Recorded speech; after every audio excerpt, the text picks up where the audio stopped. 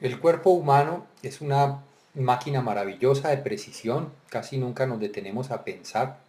Está formada por 20 o 30 trillones de células que trabajan de una manera concertada, de tal manera que la buena salud es el resultado de la sinergia, o sea, del trabajo coherente de todas y cada una de esas células.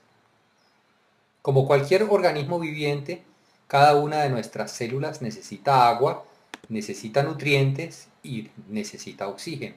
Pero ¿qué recibe también en los tiempos modernos? Con el agua estamos incorporando cloro, flúor, óxido de hierro, sulfato de aluminio. Con los alimentos, pesticidas, preservantes, colorantes, compuestos de drogas farmacéuticas. Y con el aire respiramos un cóctel muy peligroso de monóxido de carbono, de óxidos de nitrógeno y de óxidos de azufre, etcétera. O sea, desde que comenzó la revolución industrial 200 años atrás, hemos fabricado más de 112.000 productos que reciben el nombre de xenobióticos, que quiere decir ajenos a la vida. Y resulta que nuestros organismos sencillamente no saben qué hacer con muchas de esas moléculas que producimos y que estamos incorporando. Además se suma que cada vez estamos más expuestos a las radiaciones electromagnéticas. Esta información proviene de unos artículos del Departamento de Estado en Estados Unidos. Ellos hablan de más de 70.000 sustancias químicas artificiales en productos que usamos corrientemente y en la aparición e introducción a los mercados de 1.000 sustancias nuevas cada año. Podemos encontrar fácilmente alrededor de 700 químicos industriales en un cuerpo humano. Y en 2.500 exámenes de sangre se encontraron porcentajes muy altos de 148 productos químicos. Y la Escuela de Salud Pública de la Universidad de Columbia estima que el 95% del cáncer es causado por dietas que contienen cantidades excesivas de toxinas. Por un lado, estamos incorporando tóxicos. Es la moraleja de hasta dónde hemos avanzado. ¿Qué ocurre a nivel celular dentro de nosotros? Dentro de cada una de nuestras células hay unos organelos que se llaman mitocondrias. En esas mitocondrias se produce el combustible celular, que se llama adenosintrifosfato, ATP. ¿A partir de qué? A partir de los metabolitos simples. Los metabolitos simples son simplemente los nutrientes que vienen de toda la digestión de los alimentos. Nosotros consumimos carbohidratos, consumimos proteínas, consumimos aminoácidos. El estómago, los ácidos del estómago y el proceso digestivo convierten, o sea, desmontan todas esas moléculas en moléculas más sencillas, las entregan a cada una de las células y a partir de esos metabolitos simples, como se conocen, las mitocondrias fabrican ATP, que es simplemente la gasolina de las células. El ATP es la principal forma de energía que utilizan las células para realizar su trabajo biológico. Podemos decir de una manera más o menos metafórica que nada al interior de la célula se mueve sin ATP. Es decir, el ATP proporciona la energía para el trabajo biológico útil de cada una de las células.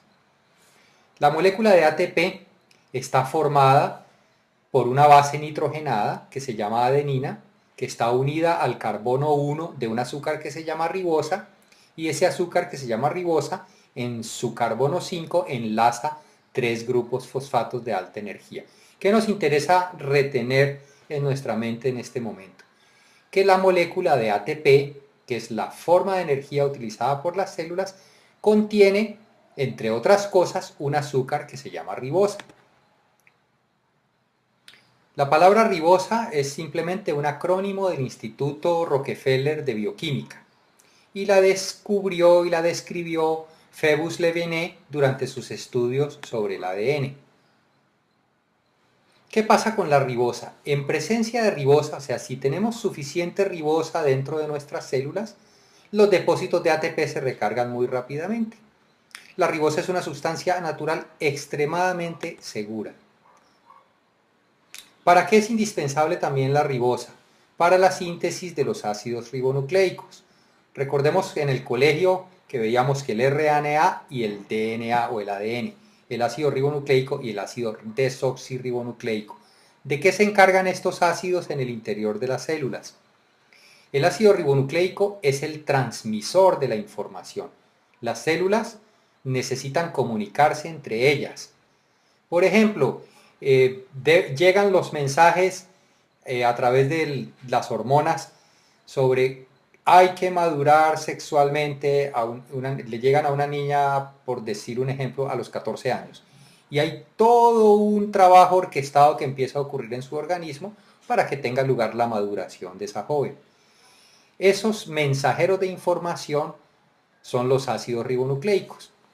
Y ahora, toda la información genética, que es donde están guardadas todas las instrucciones de funcionamiento de las células, todo lo que transmitimos a nuestros hijos, están configurados en el ADN. Entonces, la ribosa es fundamental para mantener la integridad de estos ácidos nucleicos.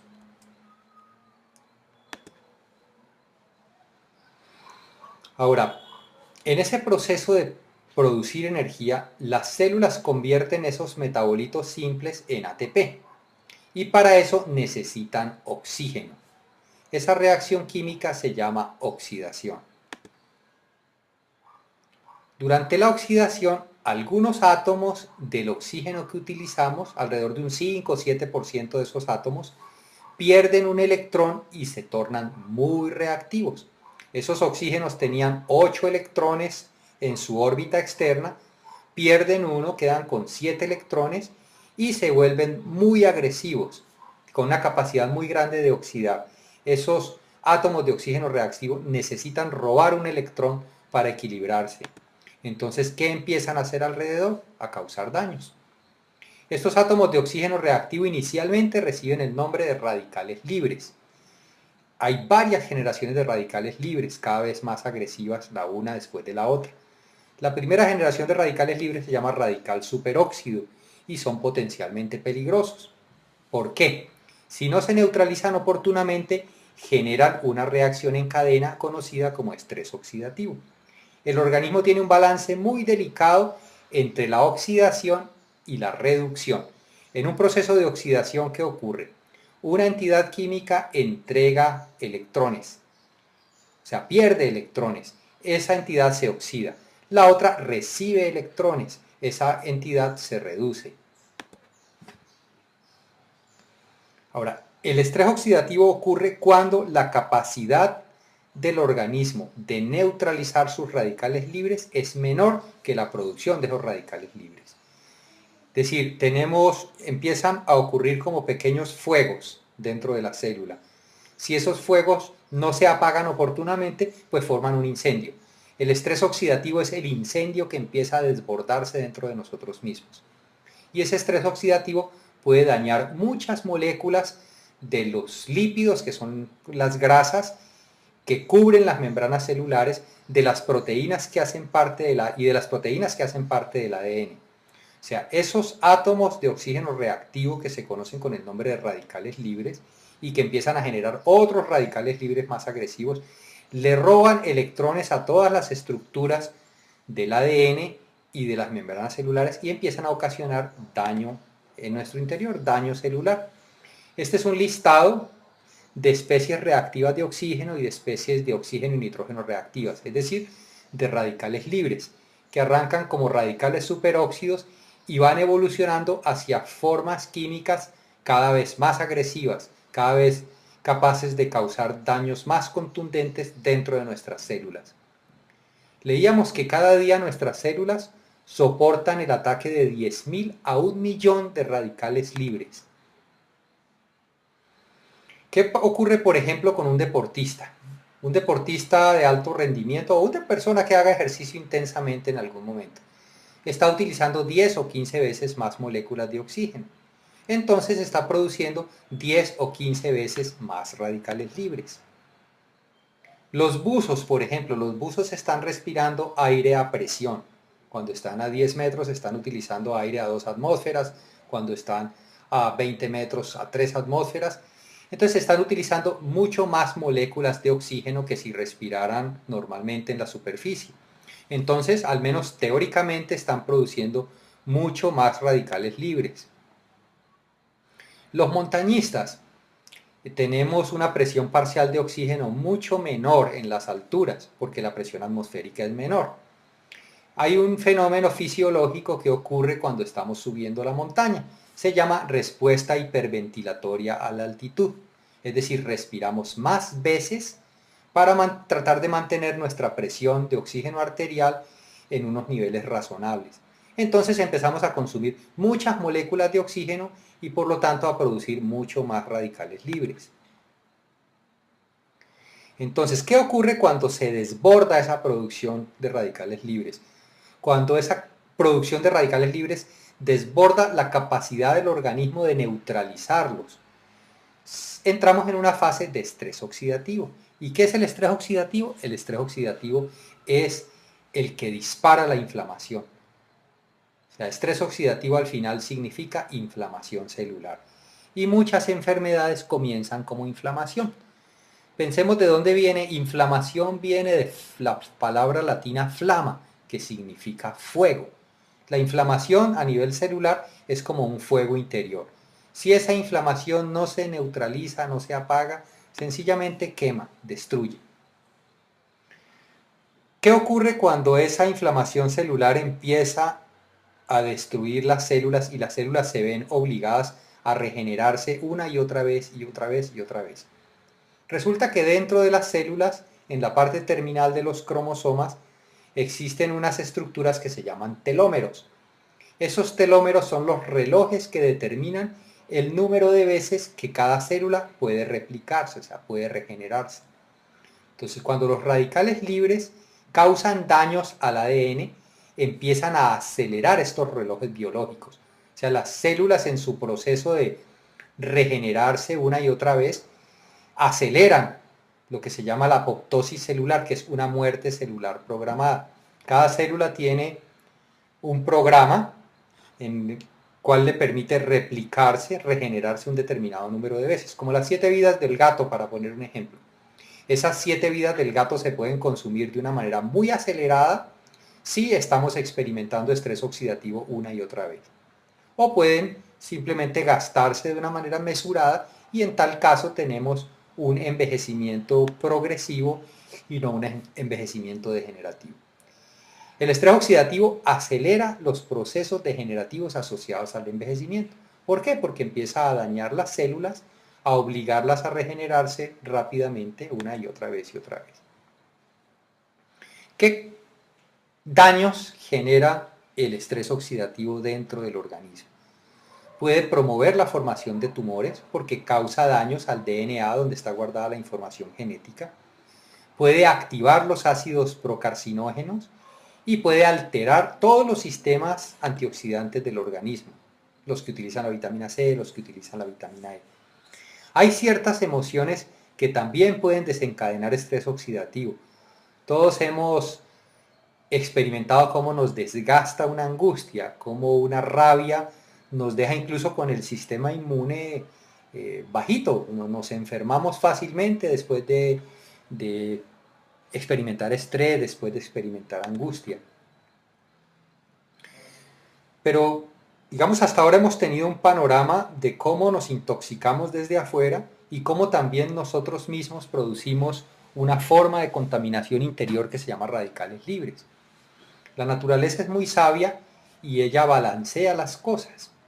O sea, para neutralizar los radicales libres, que son subproducto de nuestra producción de energía, y para desintoxicar las células, el organismo fabrica un antioxidante llamado glutatión. Le hemos puesto un antioxidante multipropósito porque cumple muchas tareas.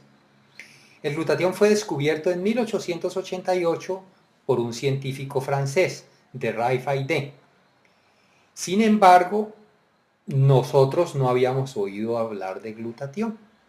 Más adelante vamos a ver por qué, si es tan importante, no sabíamos nada de glutatión, más allá de las comunidades de científicos.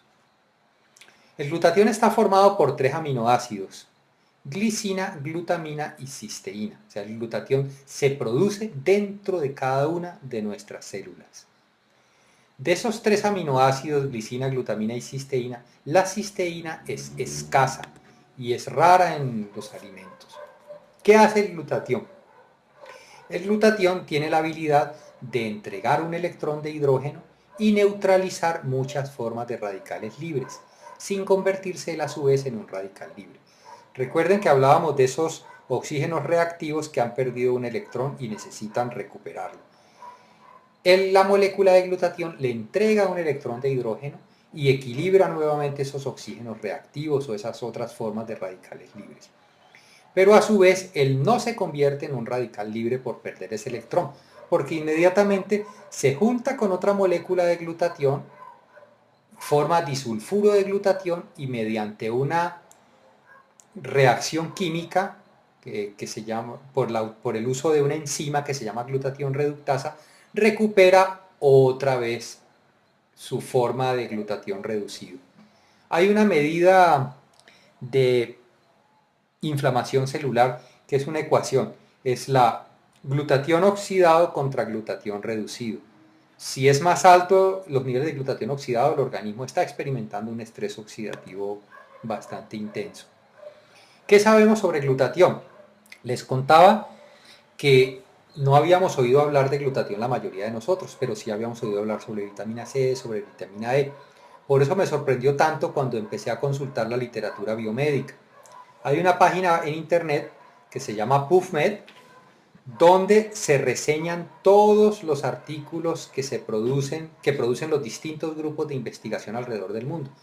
Resulta que ayer hicimos la última consulta y hay sobre glutatión 102.880 artículos científicos. ¿Qué nos dice esa cifra? Si la comparamos con las cifras de investigación de antioxidantes, estos son datos de ayer, resulta que tenemos 102.309 artículos sobre glutatión. Y sobre vitamina C y sobre vitamina E, todos hemos oído hablar de la vitamina C y de la vitamina E, solamente hay 48.000 y 34.000 artículos respectivamente. ¿Por qué la medicina ha estudiado tanto el glutatión? ¿Por qué es tan importante? Entonces, permítanos compartir algunas habilidades del glutatión. ¿Qué hace el glutatión dentro de nuestro organismo? Resulta que el glutatión reduce las moléculas de hemoglobina para que recuperen su habilidad de transportar oxígeno a las células. Aquí reducir no significa hacer menos. Reducir es la contraparte de la reacción química de oxidación y reducción. Recuerden que en una reacción de oxidación, una entidad entrega electrones y otra entidad gana electrones. El que pierde electrones se oxida, el que gana electrones se reduce. Las moléculas de hemoglobina que están en los glóbulos rojos se encargan de tomar oxígeno desde los pulmones y repartirlo a todas y cada una de las células, y de tomar dióxido de carbono, que es un subproducto del metabolismo, de todas y cada una de las células y sacarlo nuevamente hasta los pulmones para que pueda evacuarse durante la expiración. Resulta que en este ciclo de tomar oxígeno, repartirlo, recibir dióxido de carbono y evacuarlo, las moléculas de hemoglobina sufren unas transformaciones. El glutatión es el que se encarga de que estas moléculas vuelvan a estar disponibles para transportar oxígeno en cada ciclo. Es decir, sin glutatión ni siquiera podríamos aprovechar el oxígeno que tomamos durante nuestra respiración. ¿Qué otras cosas hace el glutatión? Es importante para la producción de linfocitos. Los linfocitos, recordemos, son los glóbulos blancos. Podemos producir un glóbulo blanco, dura digamos media hora o 2 horas máximo. Se producen todo el tiempo en el organismo y son nuestra primera línea de defensa contra los virus y contra las enfermedades. El glutatión es fundamental para que los glóbulos blancos, para que los linfocitos puedan cumplir con sus tareas. Y es importante para regular, para mantener óptima nuestras funciones inmunológicas. Una habilidad que nos llamó mucho la atención sobre el glutatión es que ayuda a evitar la oxidación de las grasas y por lo tanto la formación de placas en las arterias. Resulta que cuando las arterias se irritan por estrés oxidativo, empiezan a fijar grasa en las paredes, empiezan a formar grasas a partir de lipoproteínas de baja densidad como el colesterol y los triglicéridos. Esas placas de grasa empiezan a estrecharlas y a impedir el paso eficiente de la sangre, y son las causas de los accidentes cardiovasculares y cerebrovasculares. La otra cosa que ocurre es que en esas paredes irritadas de las arterias empiezan a formarse ateromas, que son depósitos de grasas oxidadas que en cualquier momento se revientan y producen coágulos. Entonces, ¿qué hace el glutatión? En un organismo con niveles óptimos de glutatión, las grasas no se oxidan y sencillamente los excesos de grasa se evacúan. En un organismo con niveles bajos de glutatión, las grasas se oxidan fácilmente y empieza a ocurrir este fenómeno de formación de ateromas, de obstrucción de arterias. Y si nos ponemos a mirar cuáles son los índices de mortalidad más altos, las causas de muerte más altas en Estados Unidos y también en nuestros países de América Latina, los infartos cardíacos o los accidentes cerebrovasculares están en primera línea. Otra habilidad del glutatión. Al combatir el estrés oxidativo, el glutatión disminuye los procesos inflamatorios. Habíamos visto que los procesos inflamatorios arrancaban como estrés oxidativo. El glutatión mejora el rendimiento deportivo porque disminuye los tiempos de recuperación y permite entrenar de una manera más intensa.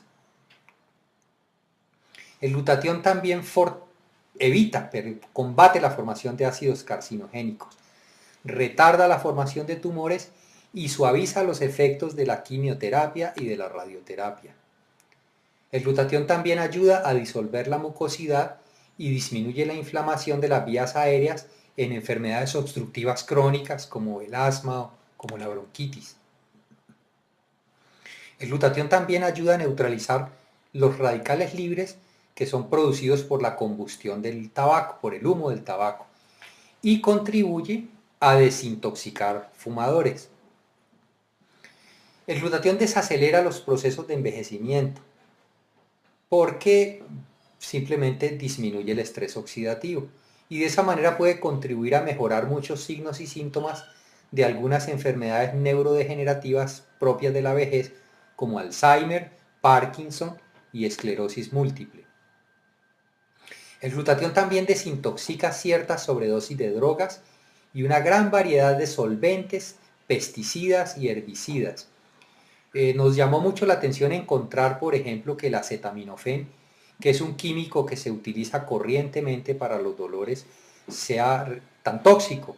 Encontramos muchísimos artículos sobre la toxicidad de acetaminofén. El glutatión también tiene la habilidad de quelatar metales pesados. Quelatar es como hacerlos inertes químicamente. Estos metales pesados como el mercurio, el cadmio, el arsénico y el hierro se acumulan en los tejidos. El glutatión los saca, los hace solubles en agua y facilita su excreción.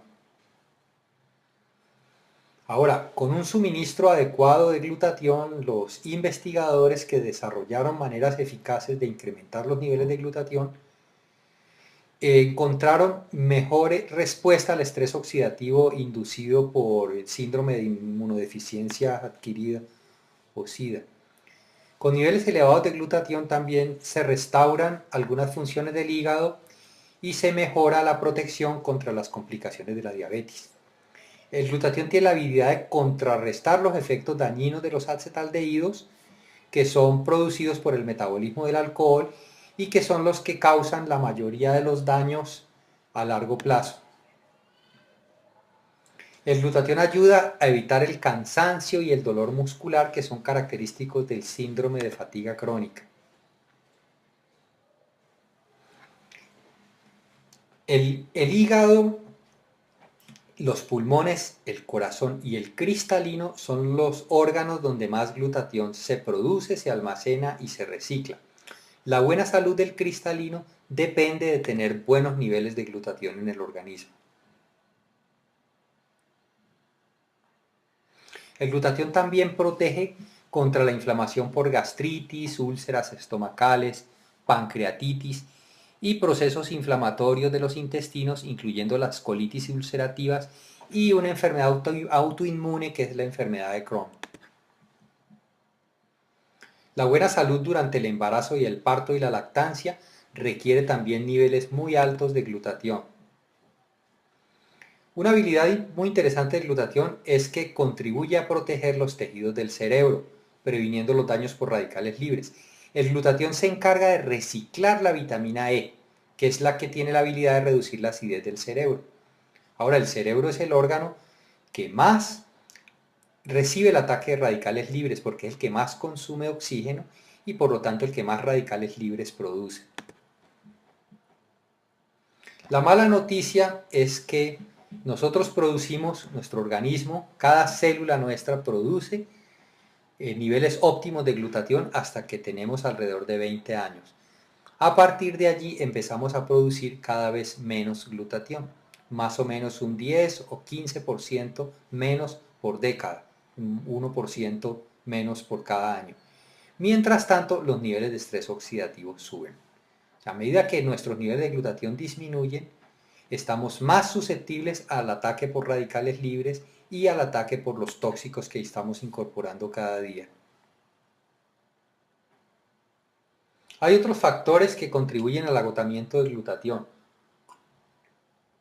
como nuestra exposición a toxinas, a oxidantes, a drogas, a sustancias xenobióticas, los procesos de envejecimiento, la inflamación crónica, las infecciones como el SIDA, la hepatitis, las enfermedades crónicas degenerativas, la polución, la pérdida de sueño, el estrés y el alcohol. Y un efecto que no podemos subestimar es nuestra exposición a las radiaciones. Estamos tan expuestos a las radiaciones que nuestras células reciben todos los días un bombardeo constante. Y ese bombardeo tiene la habilidad, tiene la capacidad de desconfigurar algunas moléculas, de hacerles perder electrones, y finalmente de producir radicales libres. Todos usamos televisores, dispositivos de comunicaciones, hornos microondas, etc. Muchas de estas radiaciones ionizantes pueden contribuir a generar radicales libres. Un factor que no podemos subestimar es lo que está ocurriendo con las dietas. Las dietas inadecuadas, especialmente el consumo de refritos hechos con aceites hidrogenados, pueden causar estrés oxidativo. Y estas dietas acidifican y provocan inflamaciones en el organismo. Los estudiosos de nutrición han empezado a llamar estas dietas dietas inflamatorias.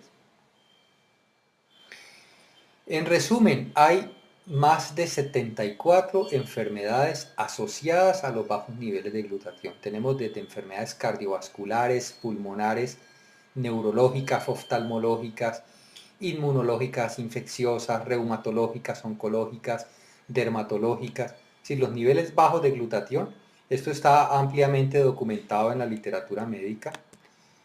74 o más enfermedades asociadas a los niveles bajos de glutatión. Ahora, ¿qué beneficios puede esperar un organismo al incrementar los niveles de glutatión? Se disminuyen los procesos inflamatorios, el organismo recupera la habilidad de desintoxicarse de metales pesados y de muchas sustancias químicas y de toxinas y de prácticamente todos los radicales libres conocidos. Los niveles altos de glutatión fortalecen el sistema inmunológico, incrementan los niveles de energía, aceleran la recuperación después del ejercicio extenuante, permiten incrementar los niveles de ejercicio, desaceleran los procesos de envejecimiento, mejora las funciones cardíaca, pulmonar, hepática y renal, incrementa la concentración y la claridad mental y mejora la recuperación del organismo durante el sueño. Ahora, ¿por qué ocurren por qué estos beneficios? O sea, no es que simplemente nos parece, eso se puede documentar, se puede probar con exámenes de laboratorio, aquí hay, digamos, algunos indicadores. Resulta que cuando se suben los niveles de glutatión, se incrementa significativamente el factor de crecimiento insulínico. El factor de crecimiento insulínico está implicado en la desaceleración de la muerte celular programada. O sea, un factor de crecimiento insulínico alto significa una desaceleración de esa muerte celular y por lo tanto una desaceleración de los procesos de envejecimiento. Cuando se incrementan los niveles de glutatión, se aumenta la producción de la dehidroepiandrosterona, que es la prohormona de la juventud. O sea, Con niveles altos de glutatión, lo que ocurre es una revitalización impresionante del organismo. Esta dehidroepiandrosterona es un marcador de vigor, es un marcador de organismos saludables, de organismos jóvenes, por decirlo de alguna manera. Otra cosa que ocurre cuando se suben los niveles de glutatión es que disminuye significativamente el factor de necrosis tumoral. El factor de necrosis tumoral es un indicador de inflamación. Si yo subo los niveles de glutatión, inmediatamente todos los marcadores de inflamación disminuyen. Otro marcador de inflamación, sea una sustancia implicada en los procesos inflamatorios, es la proteína C reactiva. Con niveles altos de glutatión disminuye la presencia de la proteína C reactiva. Y con niveles altos de glutatión se regula la activación del NF-κB, que es factor nuclear potenciador de las cadenas ligeras kappa de las células beta reactivas. Este nombre tan complicado es una sustancia que está implicada en muchas patologías crónicas y degenerativas y en el desarrollo inmune inadecuado. Pues resulta que el glutatión regula la actividad de esta sustancia. Esto puede medirse en exámenes de laboratorio, puede comprobarse la veracidad. Esto es una lista de químicos que son solubles en grasas y que son difíciles de desintoxicar, pero que el glutatión tiene la habilidad de desintoxicarlos. ¿Cómo nos exponemos a esos químicos? Simplemente comiendo papas refritas en la calle, exponiéndonos a efluentes industriales, respirando humo de los vehículos, humo de cigarrillos, de asadores, de exhaustos de vehículos, exponiéndonos a algunas ropas, algunos desinfectantes, algunos aglomerados de la madera.